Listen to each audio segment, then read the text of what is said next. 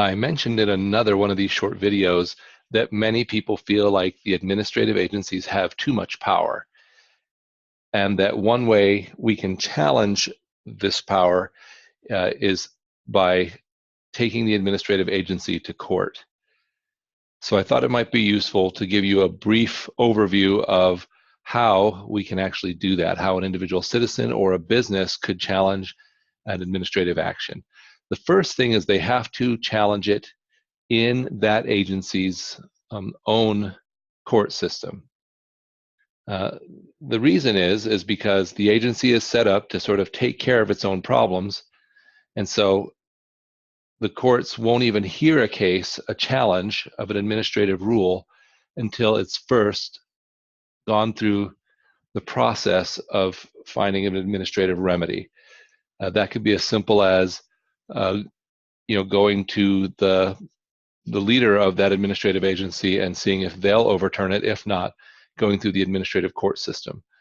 Once you've exhausted those strategies, then you can sue and have that court taken to the U.S. Court of Appeals. So the strategies for obtaining judicial review of administrative actions are listed there on the screen, so I won't insult your intelligence by reading them all to you. But in essence, there's just a handful of ways. The most important ways are to either say that the agency has acted outside of its authority, or to say that the agency has not acted in accordance with the APA, or Administrative Procedure Act. Those are the two most common ways of, fighting or seeking judicial review of administrative actions. The other three are a little bit tougher, because you either have to prove that they didn't follow some specific process as they made the rule, whether there was no evidence for making the rule, or no facts for doing that, or that the rule was just for no reason, right? That's what arbitrary and capricious means.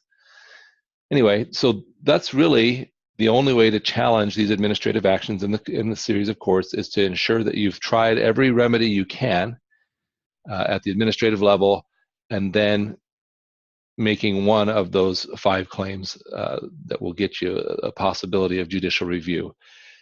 As you can imagine, it is not cheap to have a lawyer work all the way through all of the administrative remedies, and then when those don't work, then seeking the judicial review.